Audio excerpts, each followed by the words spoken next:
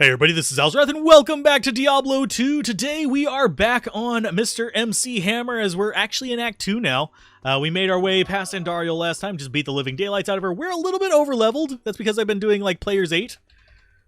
Just like that. I even went through and got the waypoints on Players 8, because I'm a masochist, I guess. But we're going to drop this back down to Players 1 just for going through here on normal. If you're ever struggling for levels, don't be afraid to use the Players skill thing. It helps out a ton. Now, as far as equipment, I did actually farm a little bit here for different kinds of equipment. I did look over here, and yeah, we've got steel for the flail. I went ahead and went with steel instead of malice, just because it made more sense to me. I did make malice for the mercenary because they suffer from it less. The steel flail is just, it's good. It causes bleed. It's increased attack speed. It's just a good basic thing to have around. We've got our stealth from Act 1. I'm just using crappy shield, and we've got a tier helmet for the zeal mana. That's pretty much the only thing we need mana for. We do keep some potions in here just because that probably helps out just a little bit. So what we need to do today, we need to get ourselves the cube, the staff, and hopefully, I don't think we're going to get to Duriel in this episode. That'll probably be next episode, but I think we will get through most of the stuff. So let's go for the cube first. And I have gone through and I've gotten most of the waypoints that I could get without having to worry about. Let's put it up on player count. Player 8. We'll put it on player 8 just because the enemies are going to be way too easy without it. And that's because we are a, well, fire aura zealot. And we do tend to just trounce things left and right. That's one of the nice things about the fire aura in normal difficulty. It's kind of garbage later on, but in normal difficulty, you get so much punch for it that you don't really have to worry about anything. It's just an easy nuke button. Everything dies. You just destroy and don't even care about anything. And our mercenary still hasn't even activated their aura. That's how quickly we're killing things. He just can't be bothered. Oh, we've got fanaticism. That's not going to help them very much because this is normal difficulty fanaticism. In hell difficulty, fanaticism is run the other way worthy. So, did he? Okay, he didn't. We'll go get our skill point probably eventually. As far as the points that I've distributed and stuff, I've actually just distributed them in Holy Fire. And whenever we get into, I'm gonna say Nightmare difficulty, we're gonna swap it up and go for the actual Blessed Hammer, because then we can get all the stuff for the whatchamacallit, the Insight. That'll help us kind of go through that stuff. And for those of you watching live on the stream, yes, I love Battle Chasers. It's a mediocre game, but it's really cool. I should make a theme set of builds on this. If you're watching this on YouTube, tell me if you want to see me make a set of themed builds around Battle Chasers for Diablo 2. That would actually be kind of fun. And I think this is not the room we want. It's just a locked chest. Well, butts. And this is Players 8. We're just nuking things in one hit. This is meant for 8 players at once, and we just don't care. So this would be like if we had 8 other players in the game and we were just doing all the work for them. We're level 22, just destroying everything. That is one reason why don't shrug off your low-level skills. They are not bad things. Low-level skills are meant for your transition through normal. And some of them are even useful into hell difficulty, for God's sake. I mean, you can make a Charge Boltress who uses literally just Charge Bolt to kill everything. She just telestomps onto them and then drops out the Charge Bolt right onto their freaking face and rips them to pieces. It's kind of scary, because the way she works is she gets right on top of them, and if you get point blank, every single bolt will hit that one target. It's kind of the same effect as the Charge Strike Amazon. There's the guy we want. Nice. And there's another guy through that door there that's raising guys. I need to watch out for that. It's going to be murder, death, and destruction. There you go. He can see through the door because he's right on top of it. And I think, yes, this is the item we want. So we want to get in here. We want to get that little itty bitty chest. And then just keep moving forward. Extra strong curse? Not bad. Let's go get that. And Herodric Cube. Yay. We will never have to come into this dungeon ever freaking again for the rest of our lives. That is how the Herodric Cube works, because I don't throw mine away. Although I do get these swapped back and forth a lot. So that's our first one. We got ourselves a cube. I actually didn't check how long we've been in this thing, so we'll just go for the entire staff. And I think we've only been in for like maybe 4 or 5 minutes. So we should have time to get everything. So let's go for that. And we need sewers level 2. This should be... yeah, it's right next to the stairs. So let's go ahead and start beating the crap out of these guys. Yonk! Thankfully, nothing down here is too threatening. The Radamant is going to be a little bit of a pain in the butt on players 8, but I should be able to handle him with, you know, bleed and all that other fun stuff. One thing to note about bleed, if you guys are ever wondering this, bleed just requires you to actually deal any damage. It will work on enemies that you can't leech from and stuff like that. It'll work on undead. They just don't actually bleed. They just lose life. It is a life drain effect. So you may have noticed that I didn't actually find the path all the way to Radamant. I only found the waypoints because, you know, I get lazy from time to time. It's fine. But if you want to watch me lazy in real time, you'll have to watch this on Twitch. Ha ha. And make fun of me there for all of my stupid, horrible puns and horrible misplays like leaving guys alive back behind us for our mercenary to get distracted by. There's a mana recharge shrine. Nice. Definitely going to take the healing there. Don't really need fire resist. This is probably a little bit more useful than fire resist. What I'm looking for is the horrors. The horrors! All the horrors! Oh, skill shrine is definitely a little bit better. That's going to boost our fire aura. And we don't have to, like, even rotate our auras here. It's kind of sad. Yeah, we need to take the artifacts to Kane. He's going to say, ooh, what a nice box you got. And I'm going to be like, I don't care. I found this box 27,000 fucking times. You'd think with how many Heraldic cubes we've got, we could build a house, but yeah, we honestly probably could. Especially if you count, like, all the time I've played Diablo 2. Holy jeebus.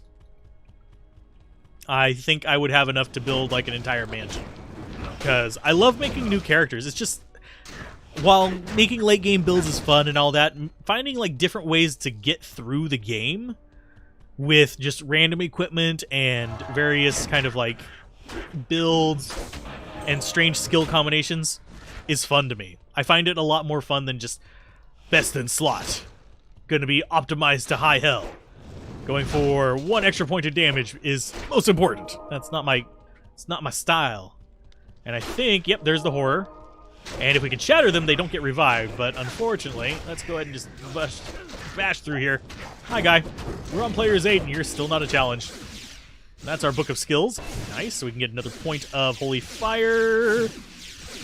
Yes, burn. We'll open that just for fun. Yay, we got the Roderick scroll that tells us to go get the Roderick cube. I think we already got part of this. Yes. There you go, thank you. And, wait a minute, why do we still have the Roderick scroll? You just go away. I was pretty sure it should have gone away, but I think it's because we had the cube that it didn't. Tell me your trouble. Okay, so, and talking to her is important, by the way. It reduces your cost for buying things by 10% in this act. So definitely want to grab that. And we don't really need anything from there. And I didn't put anything in the cube, did I? No, I didn't. So let's see. I will go... let's get Lost City so we don't have to deal with the darkness. And I'm going to see where did... I know I found the path. I just don't remember where I found it. Okay, so it's up there. Yeah, I found the path on that one because this one can be a lot of wandering. Whereas most of the other areas, it's not too bad. There's usually a formula for it. This one's just like, you just gotta wander around the edge of the entire area, and you'll eventually find where it decided to spawn this week. Ooh, Death's Advocate. Oh, you're mana burn. Well, you're not mana burn anymore. You're just good experience. So what we need to do is follow this wall and go up there. And do I ever wish that I could experience Diablo 2 for the first time again? Yes, actually. Oddly enough. That's one of the reasons why blind playthroughs for me are a lot more important than repeat playthroughs. Yeah, repeat playthroughs, there's a whole different kind of set of challenges to it. There's a lot more things you can do with it, but for the first playthrough, you're like, I didn't know it worked that way. Oh crap, I can combine these together. There's just a whole lot of stuff that you get surprised by that just kind of makes it a little bit more special. And also, whenever I first played Diablo 2, that the way it worked, first of all, I was in the stress test and, well, the beta for Diablo 2 as well, but we got myself and several of my friends from Diablo 1 into it. So we were all playing through it the first time, so there was a lot of, like, we just kind of played through as a group, and it was just enjoyable.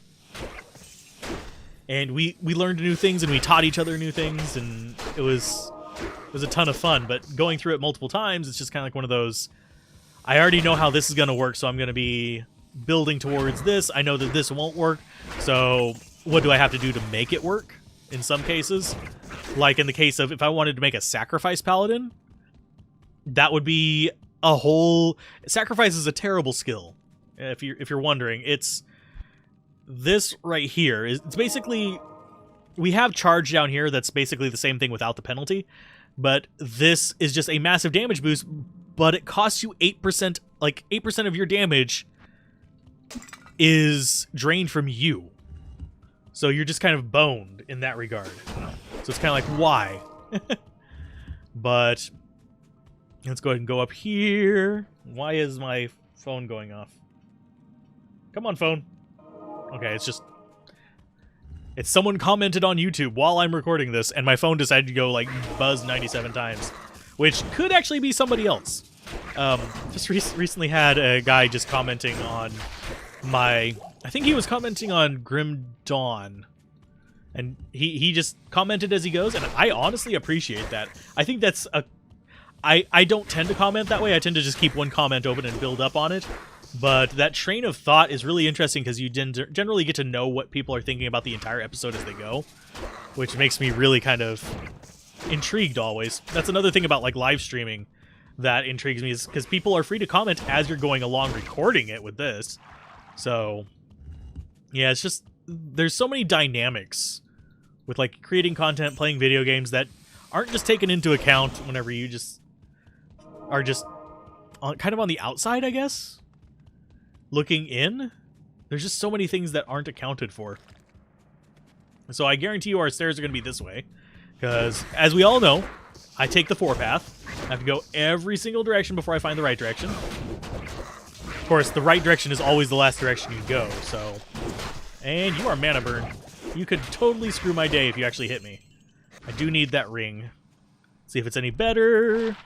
+2 strength. I am, oddly enough, speaking about playing a game for the first time, I am thinking about doing Diablo 2 randomizer soon, which might be something that's stream only. It might be something that I do like a season on. If I do a season on it, I'm going to have different factors for each run, so I can keep it kind of like dynamic. But the randomizer, there's so many options with it. You can randomize stats on equipment. You can randomize the enemy spawns. You can make the enemy spawns 100 times what they normally are, which would be... if I did that one, I would have to do it on hardcore. I would want to have to do like ultra hardcore Diablo 2. 100 times enemy spawns, hardcore setup where if I die, I'm dead permanently. And I probably wouldn't even be able to make it through normal like that. Let's go ahead and drink a healing potion just real quick. I did notice I was getting a little bit low. Just because.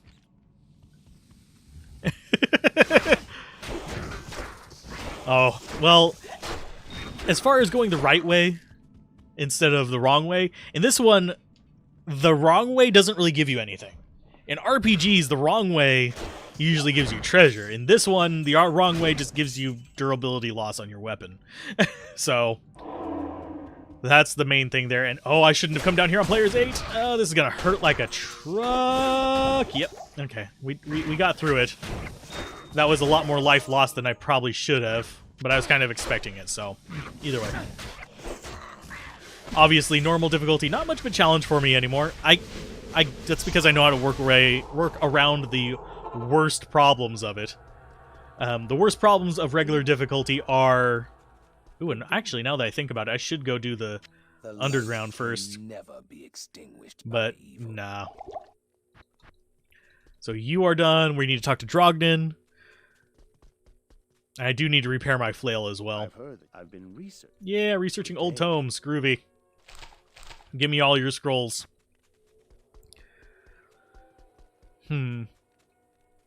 The only thing that I wish the randomizer did that it doesn't, by the way, is it doesn't randomize... I mean, yes, the Diablo 2 areas are actually randomized in a way, because it's procedurally generated. That's just how it works.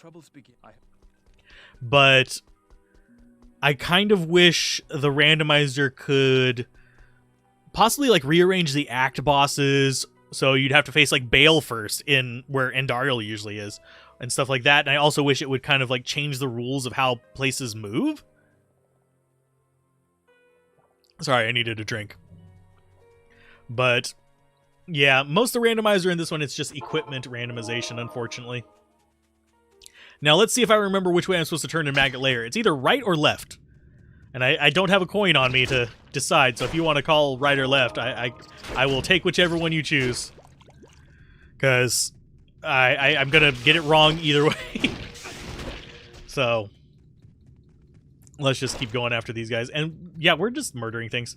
Now, as far as the... Oh, it's right. So that was kind of like a choice forced upon us. But yeah, the randomizer could be more random. Now, the randomizer can also do some like really hinky-jinky stuff as well, which I don't ever plan to use. There's parts of it that like increase enemy item drops and stuff like that. It's like, that one feels a little too odd to me. If I ended up using one of those, I would totally just go with the route of... Yeah, an entrance modifier would work quite well. Like, say, if you go down into the Maggot Lair, it changes to somewhere else. You just have to make sure that the necessary item drops to get through an act did appear, or disable the requirements for those, so... But...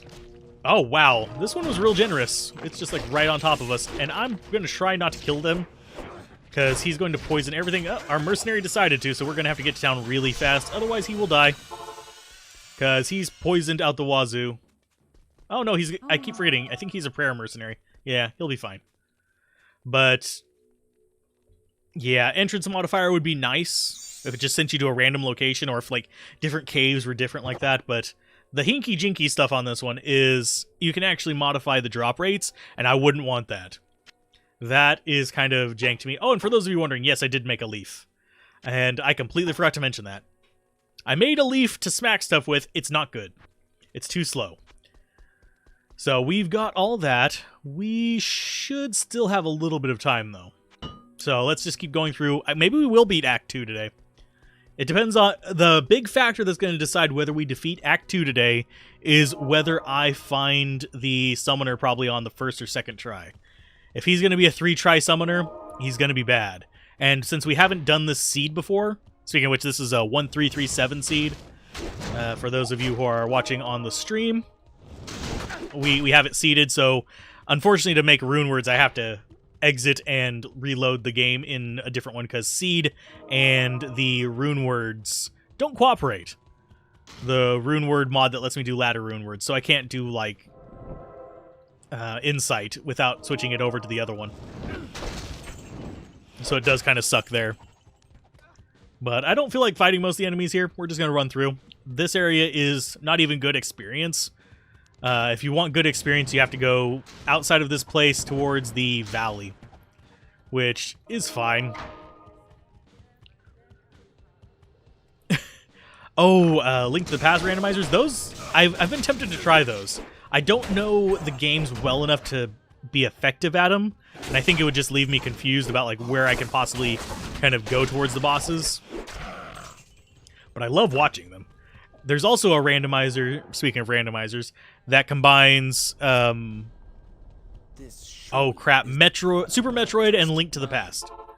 It combines them together where you go through certain points in Super Metroid and it warps you to a place in Link to the Past and vice versa, and you get Link to the Past items in Super Metroid. It's really kind of cool. It'd take me a year to probably beat it. Because you have to have certain things to bust open certain doors and all that other fun stuff. Do I really want... This is the most annoying path, so we might as well do it first. And hopefully I actually grabbed the waypoint. I think I did.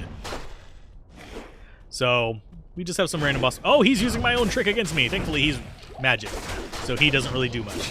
They rarely attack. They usually drop fireballs and crap. Yeah. Murder all the things. It's cool. Mercenary's doing his own work as well.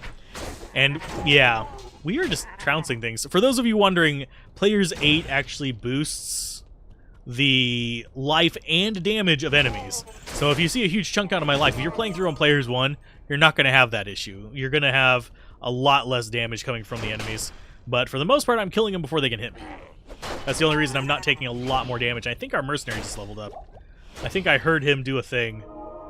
He's level 20. Yeah, he leveled up.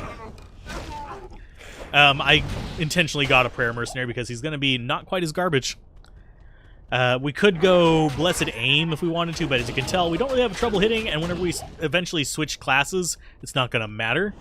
Because we're also going to be going Holy Freeze Mercenary as well, but we can stick with this one until we get to Act 2 Nightmare, when we can actually finally get that.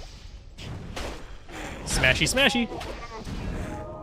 Now, let's see. I do try to keep episodes of this down to about 20 minutes, but I'm going to try to record a few today, just so we can get kind of ahead on it.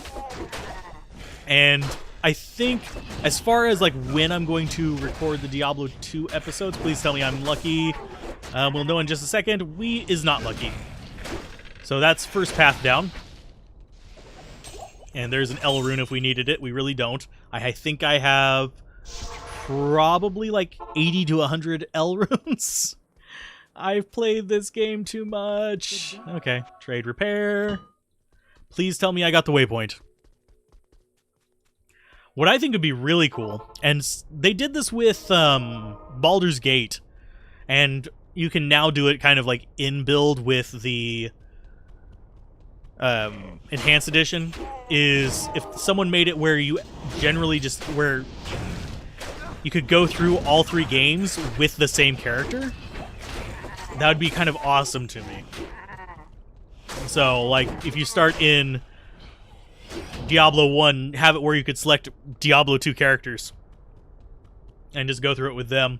It would require mechanics changes, unfortunately, and it would be a major undertaking, but if somebody made a series that was kind of like in that same vein, I'd love it as well. It doesn't even have to be specifically Diablo. Just the same kind of like Diablo 2 combat, straightforward, not an overwhelming amount of like customization and stuff. Would be absolutely amazing, and just have it go through, and each time you beat one game, you know that you can take that character to the next game. You can add skills on top of it, you can layer things. And you may maybe have a skill reset at the beginning of one of the games. There's an Ith rune. That way you don't have nearly as much power creep. Because it's not too hard to include a, like, Symphony of the Night kind of beginning where you lose all your powers because, well, death decides you suck, sir.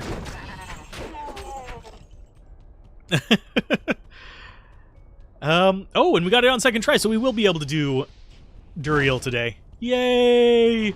That means we're going to be spending a lot of the stream actually going to get waypoints in Act 3. So that's fine. Yeah, we kill everything. It's tough. It's such a hard life. It's a hard knock life for us. It's a hard knock life for us. Instead of maces, we get shit. It's going to be square path. Okay. And that's going to be square path every time we do this seed. Nice.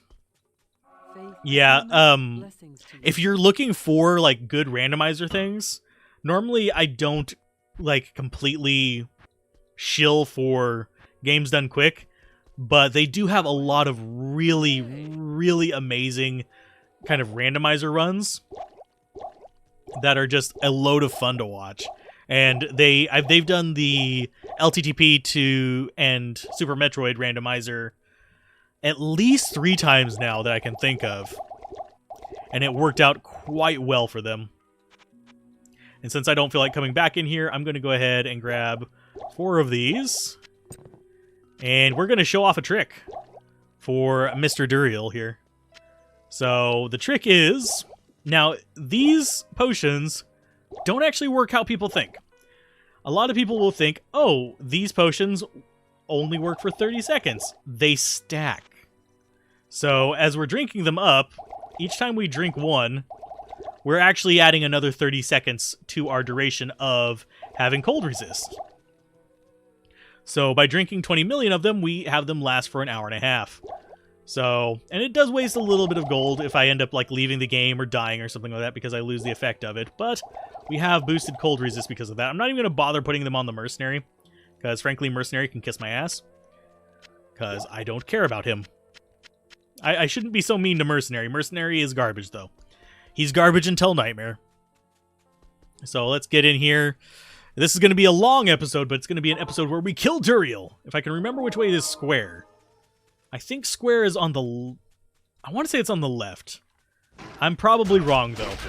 I as many times as I've gone through here, and as many times as I say I should memorize the tomb symbols, I am terrible about forgetting which symbol is where. I should just put it on a chart. Hey, we got it. First try. We're good.